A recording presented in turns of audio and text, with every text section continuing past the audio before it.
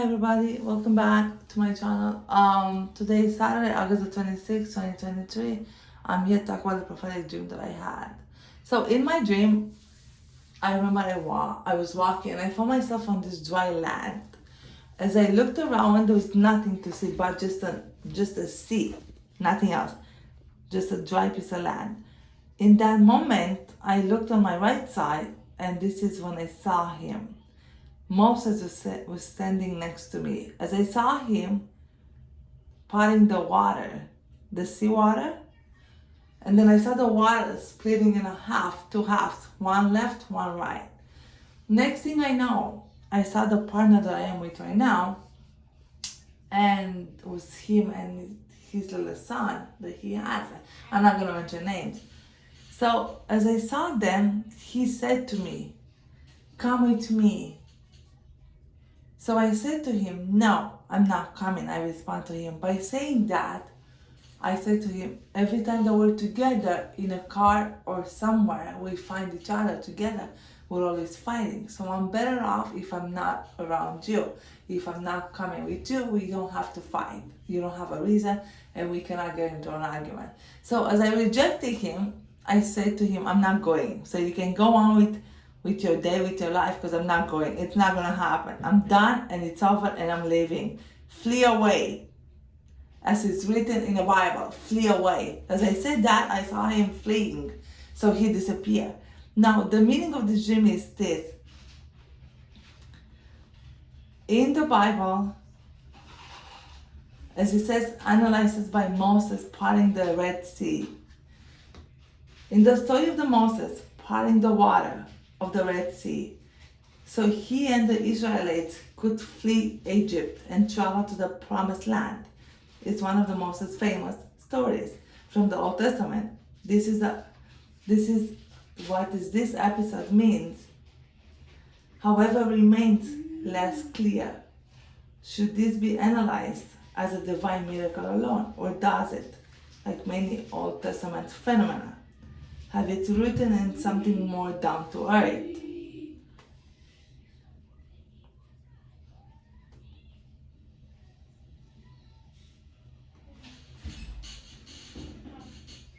And even more troubling, was it actually the Red Sea that Moses and the children of Israel crossed at all? And then he says, let's take a look at the Moses story. What does the Moses story say? That when he parting the Red Sea with the view to providing analysis of the important event in the Bible, which it took place, as those events are taking place right now, as we speak before our eyes. Even if you don't want to accept it, it still takes place. Also in the book of Exodus 13 verse 17 says, "And it came to pass with Pharaoh had led the people go, that God led them, not through the way of the land of Philistines, although that was near for God. Said, lest peradventure the people repent when they see war coming, and they return to Egypt."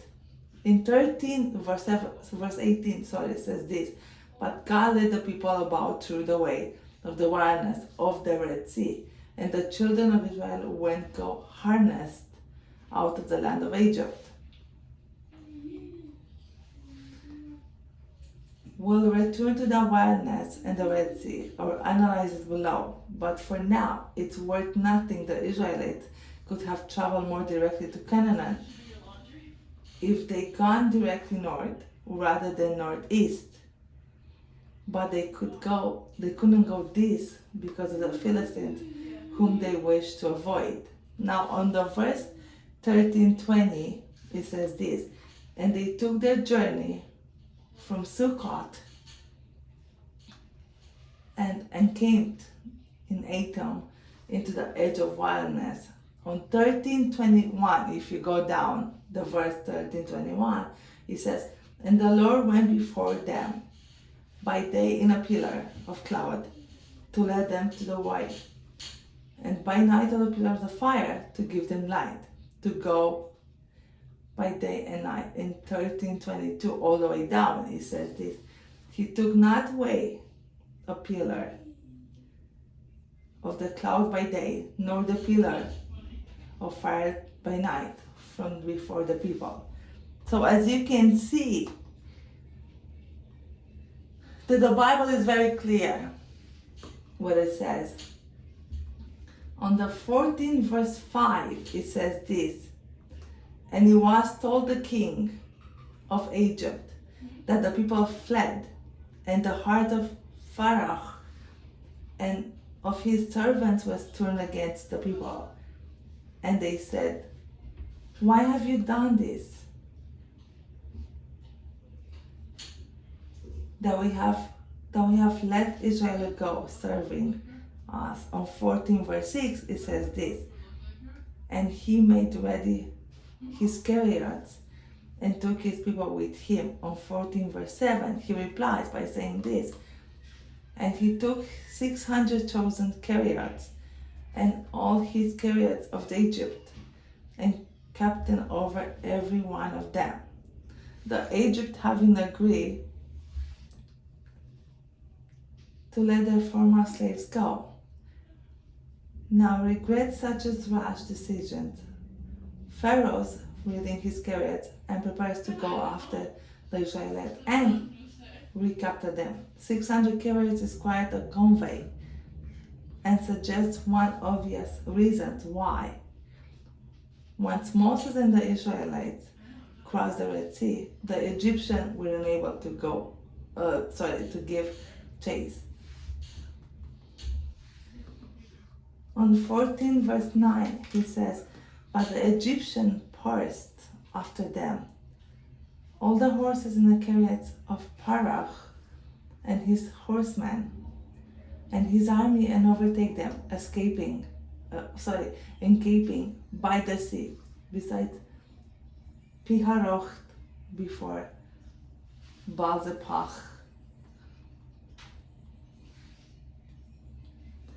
On 14 verse 10, it says this, and then Pharaoh drew nigh the children of Israel, lift up their eyes, and behold, the Egyptians marched after them, and they were sore afraid. And the children of Israel cried out into the Lord. If you go to verse 14, verse 11, it says this, and they said unto Moses, because there were no graves in Egypt, hast thou taken us away to die in the wilderness? Wherefore hast thou dealt thus with us, to carry us forth out of Egypt? And 14 verse 12, it says this, is not this the word that we did tell in Egypt, saying that, let us alone, that we may serve the Egyptian? For it has been better for us to serve the Egyptian, that we be able to die in the wilderness.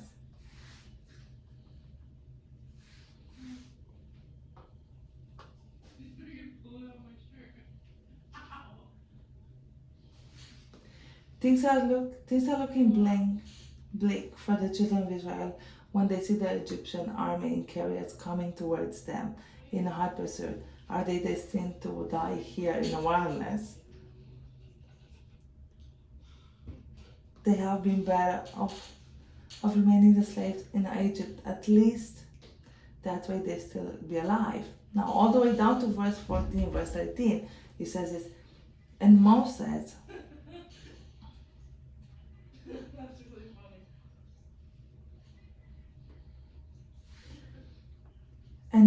said unto the people, fear ye not, stand still and see the salvation of the Lord, which he will show to you today. For the Egyptian who ye have seen, that today you should see them again no more forever. So as you can see, in the Bible it's very clear that God gave Moses the order, if I can say like that, to split up the Red Sea, so for his children to cross over. What that means is when you see the salvation of the God that's coming up against you, the Egyptian that you see them today, you will no longer see no more. Which means your enemies cannot follow you anymore. They follow you enough, they've done enough to you. Which means God is going to save you. God is going to come to your rescue. He's your protector, He's your rescue, He's your refugee, He's your shield, He's your everything. People may come in your life, they may flee, but God will be with you forever. Moses is like the true leader. Tell his people not to be afraid because God will fight their own corner for them every day. So God, guys, that's all I have. And all the way down at the 14 verse 15, he says,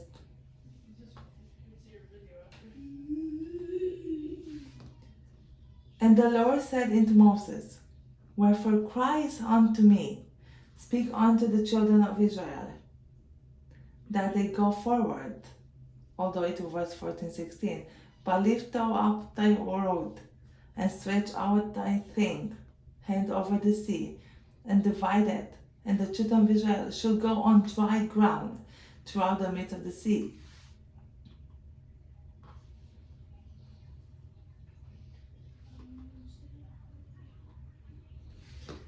God also responded to Moses and said this, to rise his road, which early in Exodus, God has transformed into the snake, investing into a divine power.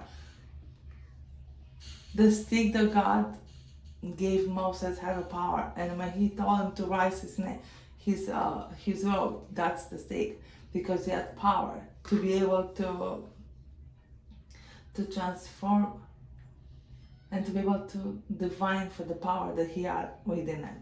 And divine the water into the sea, the Israelites can walk across on the dry ground, even though they technically in the middle of the sea.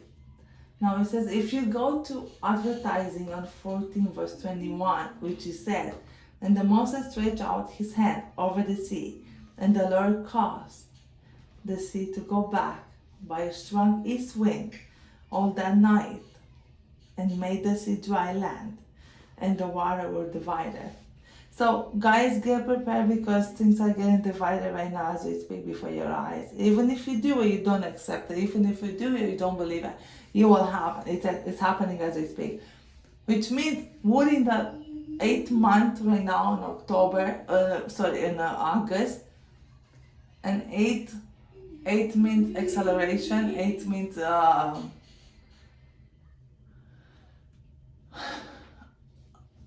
increase. Not in the way you think, but in ability of the mind, in ability of seeing things the way you didn't see before. So get ready because the things are escalating as fast before your eyes, before you actually can imagine. So that's all I have. Take care. Stay blessed. Stay in prayer. Know that I pray for every each one of us. May God bless all of us. May He always protect us and keep us safe. May He keep our loved ones safe, and may He always be with us as we stay under His protection. Always stay prayed up, always be attentive, be watchful, and take care, and I'll talk to you later. Bye guys.